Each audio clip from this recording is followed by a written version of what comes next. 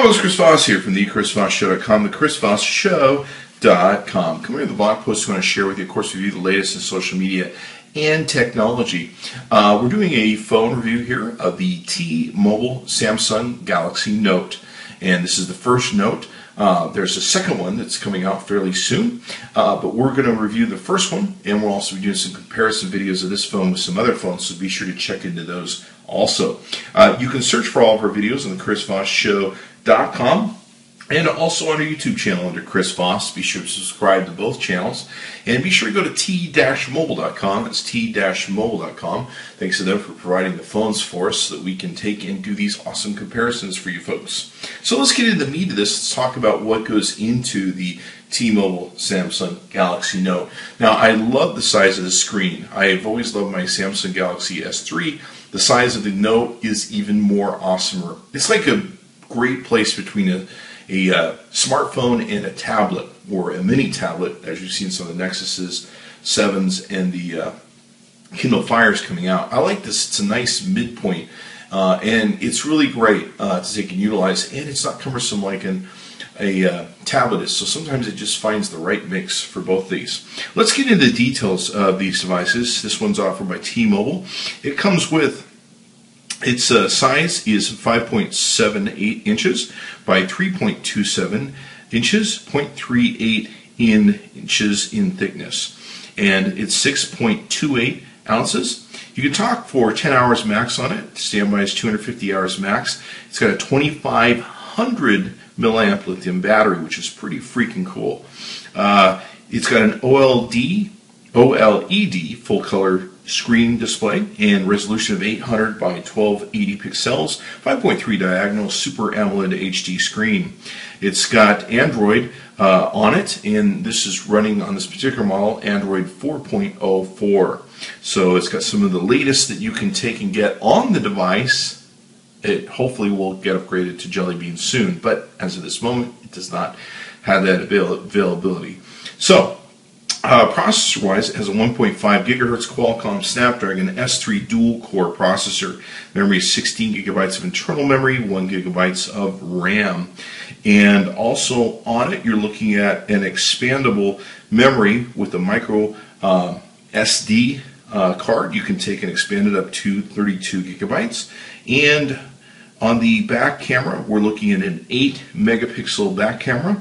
On the front camera, we're looking at a 2 megapixel camera. It takes great front-facing pictures and video, and we'll show you that here in a bit. Resolution is 1080p HD. So, it's a great phone. We're going to walk you through all the benchmarks. We're going to show you how the camera works, and we're also going to show you how it works on hotspots, front-facing camera Skype calls, and all that good stuff. So be sure to stay tuned, and we'll walk through this. So let's take a look at the device itself. You can see here that we've activated the live wallpaper on it, so it's got the really cool live wallpaper going on in the back, and of course you can change this if you so choose to whatever you might want to take and do. It of course has the Android system on it, where you can take and make different adjustments and all that good stuff, where you can add widgets and all the sort of things that people like in the customization of it. It's got a big, beautiful, giant screen. I really like it. I'm a real big fan of the Samsung phones, and that's coming from a person who's an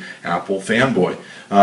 So I love the setups that they have here. This is very similar to what you see in the Galaxy S3. You have a little bit more things to work from, but you can see the quick settings here. You've got your notifications that are there. Not really much to see. You can see here as we flip through this that this is an infinite scroll, so it scrolls infinitely all the way around, and you can keep on trucking. So many people like that because you don't have to constantly go back and forth on your device. At the top, we have a small speaker for making calls. We have the front-facing camera, a couple sensors there. We have a menu button, a home button, a back button, and a search button, which works really well. Let's go into applications. You can see how the applications take a look. And you can see that there. Now, you can notice also that it has an infinite loop on its application settings, which makes it really nice in being able to see what's going on and everything else. Now let's walk around the device some more. We'll take a look, pull this off, show you the back.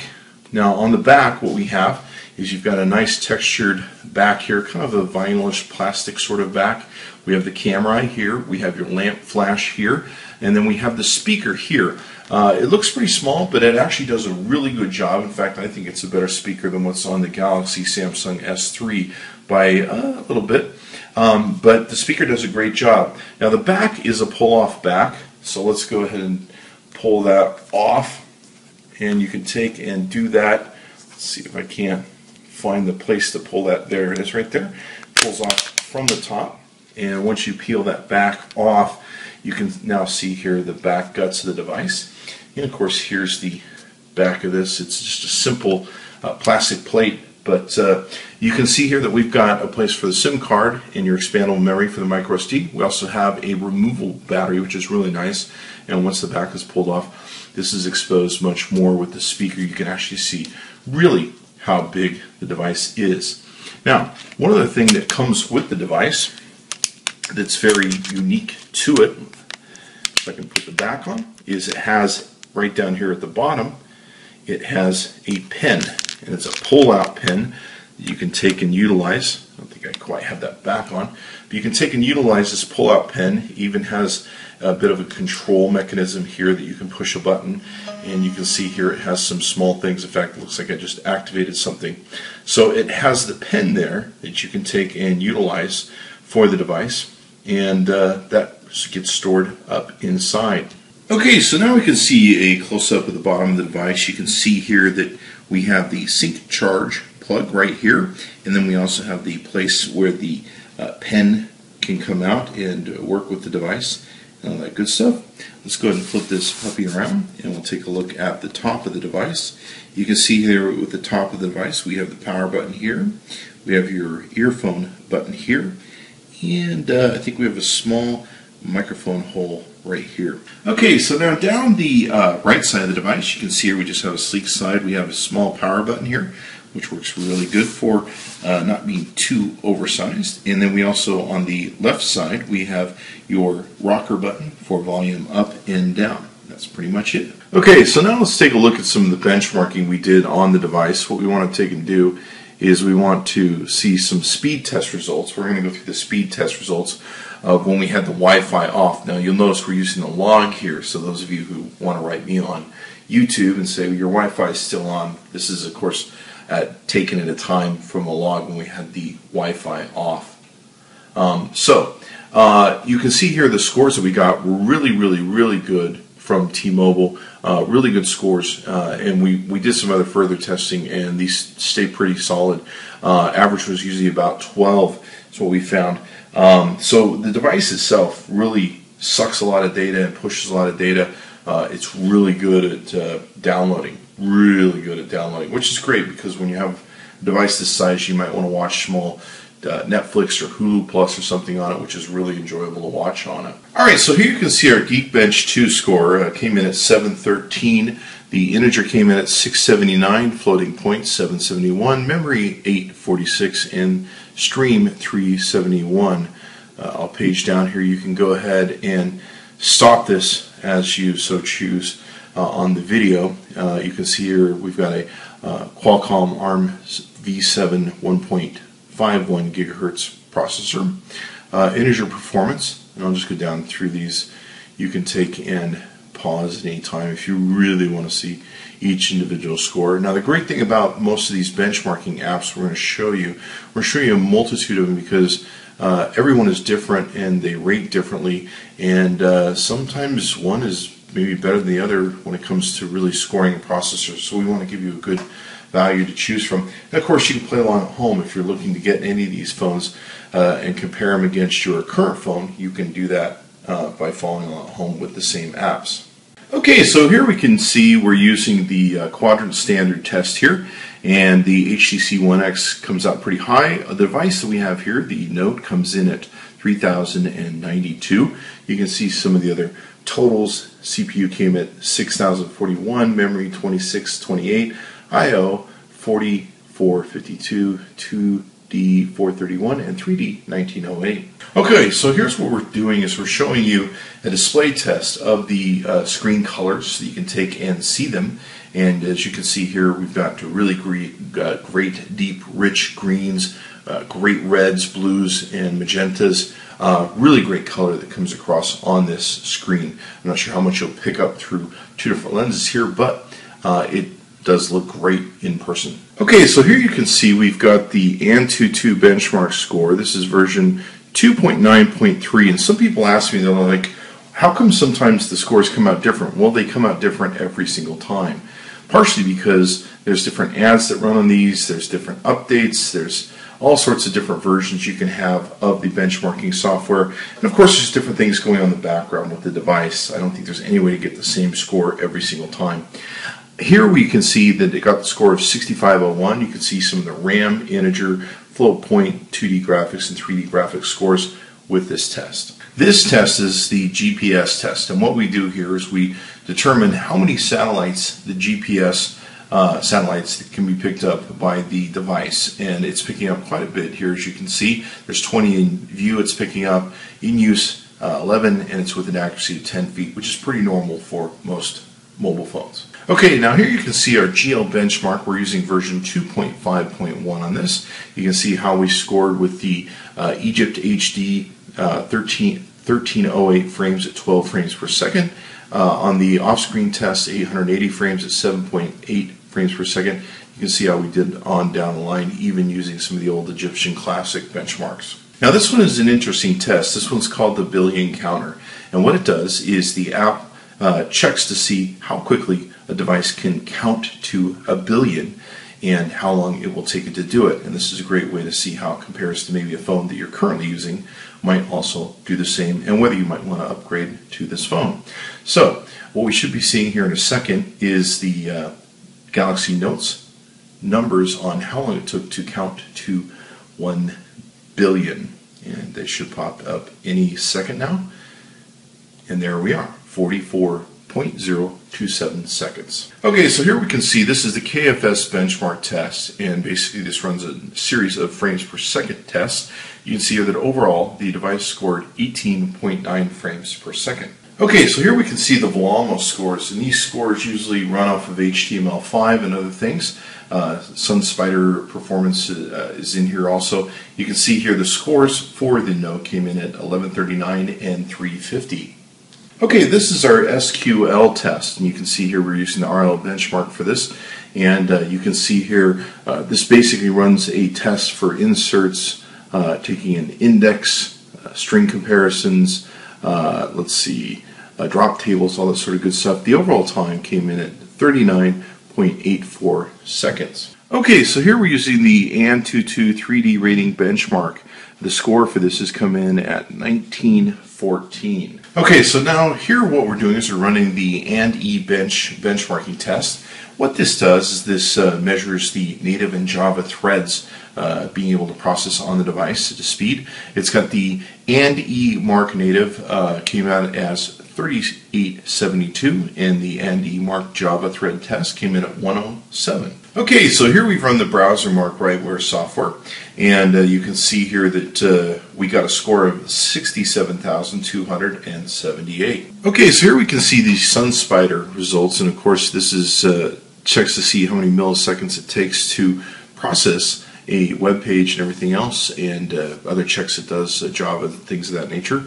We came in with a total of 2705.1 milliseconds. You can see here some of the breakdowns of those details there. Okay, so here you can see the results of the speed test that we've taken and done with the T-Mobile. This course was done using the T-Mobile as a hotspot. We're using the results log here, if you notice the Wi-Fi on the T-Mobile. This picked up 4G network on the T-Mobile, and so you can see the numbers here is what we got consistently. This basically, like I said, is using the Note as a hotspot for the iPad 3 and what the iPad 3 burned through in getting data from it. So, okay, so now what we're doing is we're doing a Skype call, video to video. This is across a localized internet, so you can see how well each device is performing at passing data back between each other. This is the main thing we want to be concerned about, is the view that the 2 megapixel front-facing camera is picking up and what it's transmitting. And you can see on my iPad 3 it's very, very clear and looks great. Probably one of the best images I've seen. Okay, so here you can see we're using the front-facing camera for a Skype call, doing video back and forth. You can see here the image that we're getting on the iPad 3 that's coming from the front-facing camera on the Galaxy Note, and it's probably one of the best pictures that I've seen from a mobile phone when it comes to the front-facing camera. It's of course 2 megapixels, so that helps. But definitely great resolution. Now we're running this over the T-Mobile network, and it's still coming in at really good resolution at being able to pull it down from the T-Mobile network. Okay, so let's take a look at the camera on the Galaxy Note. It has many of the similar features that you would normally see in an Android device. You've got your front-facing, back-facing switch here. You've got your ability to control flash on and off, and of course lamp if you're in the mode over here for taking pictures with video. You've also got your settings down here. And in the settings, you've got several different things that you can choose from: self-portrait, flash, shooting mode. You've got all sorts, of course, different shooting modes that you can take and exercise here. So you can see those. On scene mode, you've got also different scene modes that you can take and shoot from.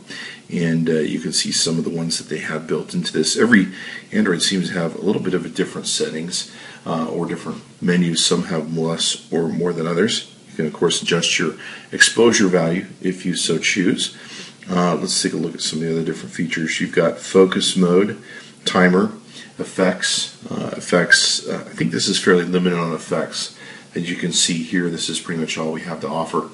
Some of the newer Androids have much more effects that they take and do. Resolution, of course, you can take and control your white balance, ISO, metering. A lot of people like the Android product because you can do all this customization to your shots and everything else, like detection guidelines, image quality, auto contrast. You can choose whether you want to save this to your 32 gigabyte memory card that you want to have in the back, GPS tagging, all that sort of good stuff. So you can see some of the results there. You've got your shutter button here, and of course you can switch very easily and quickly between video mode and mode for camera. Okay, so let's take a look at some of the pictures that we have that we took with the device. Very impressed, of course, with the camera. Now this is a picture we took where the sun is setting, so we're not getting the most greatest shot in the world here, but we wanted to show you some of the different colors, shadows, and angles that you can see with the device. Let's take a look at some other pictures. Once again, this is taken in a sun setting sort of situation, so we're not getting the greatest picture there. This is a good look and a good picture, I think, at least in showing not only shadows but the blue sky. And so you can see there, you can see some reds, yellows, greens, all that sort of good stuff, and they came out pretty well. Here's some video, and of course we're shooting this. It starts from a darkened area, and we're rolling around.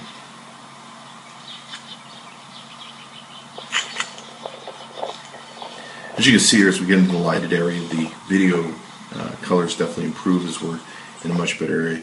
And it's a great camera. I mean, you can't say anything really bad about it. Here's another photo. Let's put it that way. Now this is a situation where we're using the lamp in video mode on the back of the device. We're in a completely dark situation. It's completely black. And so what we're going to do is you're going to see this here where the device is going to be able to light up the background, and it does a really good job of being very bright. You can see me here stepping back, and it's still illuminating very well. The colors come out very well. It does a great job. So great lamp in the back when it comes to being able to light up your background area. This is another shot taken in complete darkness, keep in mind, and you can see here how well the flash lit up the area and also was able to capture in exact detail the colors and images. So did a really good job. Yeah, we've really liked the Samsung Note and its camera, and it's much very similar to the quality cameras that you see in the other devices that are out there. Alright, so the Galaxy Note has a feature that many of the mobile phones that we review on the chrisvossshow.com don't have. It has the ability to have its own stylus, or pen if you will, that you can use to manipulate, operate the screen, handwrite stuff, make notes by handwriting, and of course maybe draw if that's your thing. So let's take a look at how this device works. We'll take and click on it here. We're using it in a stand, so we're going to hopefully try and keep this propped up well. Now we're in edit mode, which means we can use this to draw all over the place and do different things with. So this is something that most people don't have the ability to take and do. Okay, so we've gotten a chance to show you the rundown of the Galaxy Samsung Note, and you can see here that basically you can go to t-mobile.com, that's t-mobile.com, and be sure to check out all the great phones that they have up on their website. You can also search for them on the chrisvossshow.com, and you can also see them on our YouTube channel on Chris Voss. You can also see all the comparison videos that we did with all their great phones with other great phones from other great companies. So be sure to tell them Chris Voss saying, yeah, Chris Voss tested, Chris Voss approved. I love the Samsung Galaxy 3 series of products. I would count this in there in my mind as being one of them. I love the Galaxy Samsung S3, and I also love an iPhone, so I can party with everybody. I like everything. So this is a great phone. I highly recommend it. And be sure to check out all of our other videos. Subscribe to our YouTube channel. Subscribe to the chrisvossshow.com. We'll be coming forth with all the latest gadgets and social media stuff. And look for more and more phone reviews, as we have all the major phone companies sending us their phones. So be sure to check back multiple times a day. Thanks for coming by. And thanks to T-Mobile for sending us the phones.